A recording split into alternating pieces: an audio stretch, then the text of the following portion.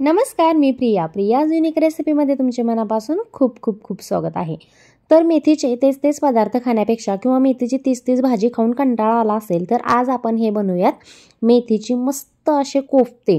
तर हे आपण मसाला कोफ्ते बनवलेले आहेत। याच पद्धतीने तुम्ही या कोफ्त्यांची करी सुद्धा बनवू शकता। बघू शकता तुम्ही खूपच मस्त इथे मसाला कोफ्ते आपले तयार झालेले आहेत आणि याची करी सुद्धा अगदी झणझणीत अशी झालेली आहे।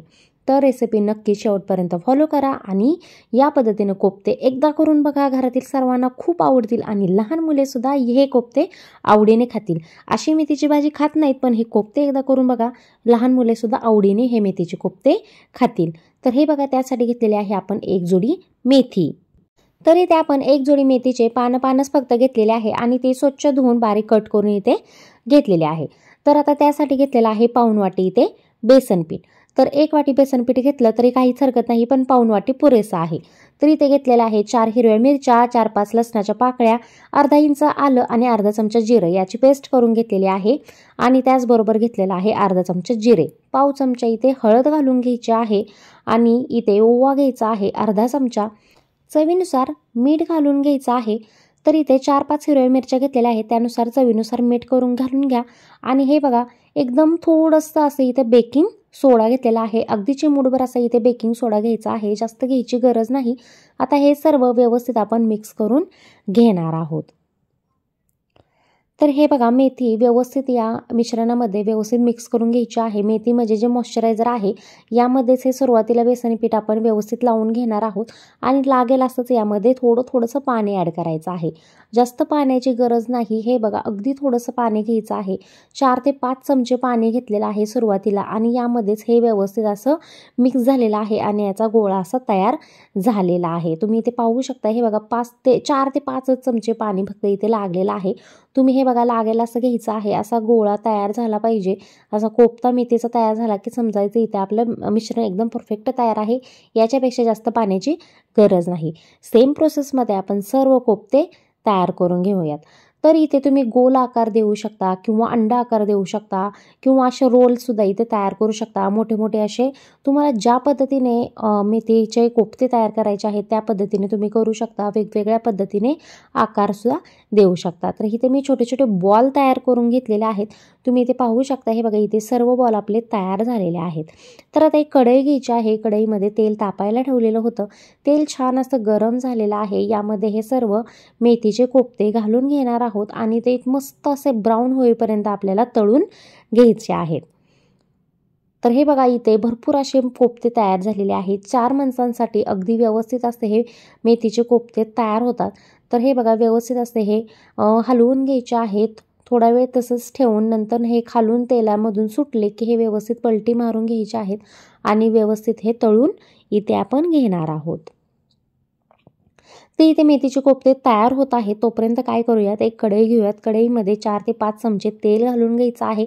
यामध्ये थोडी तमालपत्राची पाने, त्याचबरोबर 4-5 लवंगा, 4-5 मिरे, एक दालचिनीचा तुकडा, मोठी वेलची असा काही खडा मसाला यामध्ये घालून घ्यायचा आहे। एक्स्ट्राचं जर तुम्ही काय घालत असेल ते सुद्धा घालू शकता। चक्री फुलच्या पाकळ्या घेतलेल्या आहेत 2-3।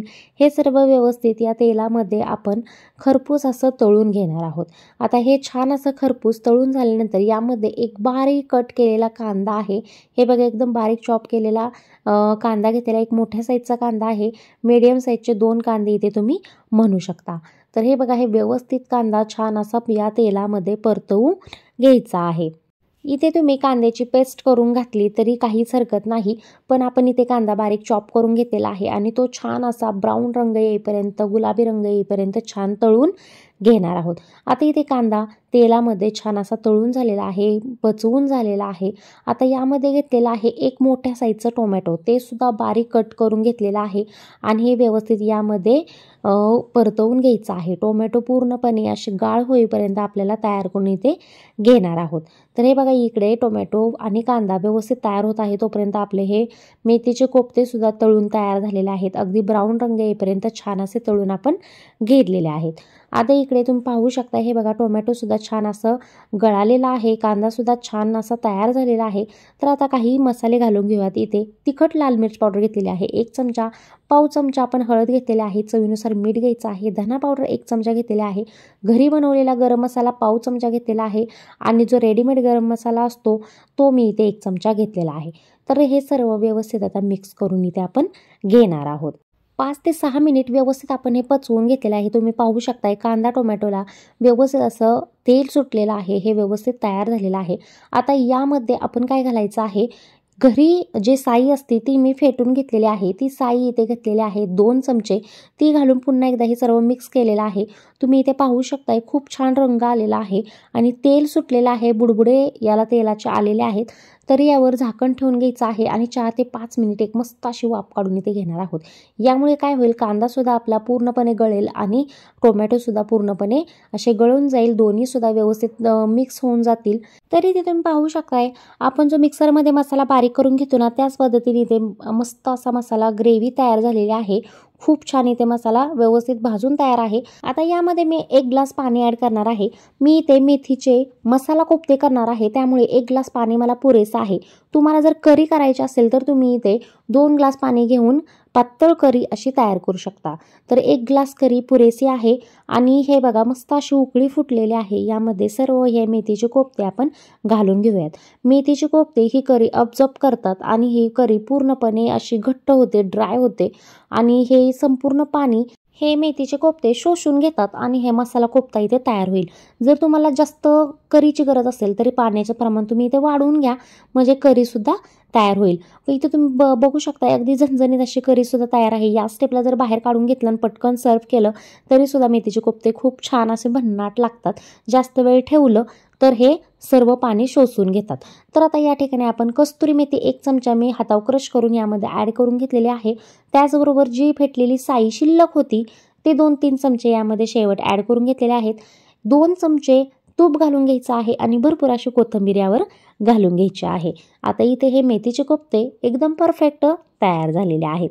आता या ठिकाणी मस्त अशी उकळी फुटलेली आहे. 2-3 मिनिटे आपण गॅस चालूच ठेवलेला आहे. आता गॅस आपण इथे बंद करून घेणार आहोत. इथे तुम्ही पाहू शकता हे मेथीचे कोफ्ते खूपच सुंदर भन्नाट असे झालेले आहेत आणि याला करीसुद्धा आता इथे दिसत आहे. आता आपण गॅस बंद करून घेऊयात आणि हे थंड झाल्यानंतर तुम्हाला मी दाखवते की हे मेथीचे कोफ्ते हे सर्व पाणी शोषून घेतात आणि खूपच छान मसाला कोफ्ता इथे तयार होईल. तर हे बघा इथे तुम्ही पाहू शकताय संपूर्ण पाणी याने अब्जॉर्ब केलेलं आहे आणि हे फक्त कोफ्ते तयार झालेले आहेत. मसाला कोफ्ता इथे तयार झालेला आहे. खूप सुंदर लागतो. मी ही टिफिनसाठी रेसिपी केलेली होती, त्यासाठी मी इथे करी ठेवलेली नाही आहे, मसाला कोफ्ता तयार केलेला आहे. तर हे कोफ्ते खूपच सुंदर लागतात आणि हे लहान मुलंसुद्धा खूप आवडीने खातात. लहान मुलांना ही टिफिनमध्ये मी रेसिपी दिलेली होती. अगदी टिफिन संपूर्ण आणलेला आहे, त्यामुळे तुम्ही इथे अंदाज लावू शकता की हे कोफ्ते लहान मुलेसुद्धा खूप आवडीने खातील. तुम्हाला ही रेसिपी आवडत असल्यास लगेच जाऊन लाईक करा, चॅनलवरती नवीन असाल चॅनलला सबस्क्राईब करा. त्याचबरोबर बेल आयकॉनवर क्लिक करायला अजिबातही विसरू नका. मी तुमच्यासाठी रोज काही ना काही नवीन आणि युनिक रेसिपी घेऊन येण्याचा नक्कीच प्रयत्न करत असते, एकही दिवस खाडा न करता. त्यामुळे तुम्ही भरभरून सपोर्ट द्या. चला तर आता उद्या पुन्हा भेटू अशाच नवनवीन युनिक रेसिपींबरोबर. तोपर्यंत पोट खुश तर मन खुश. त्यामुळे नेहमी खात राहा आणि हसत राहा. थँक्यू.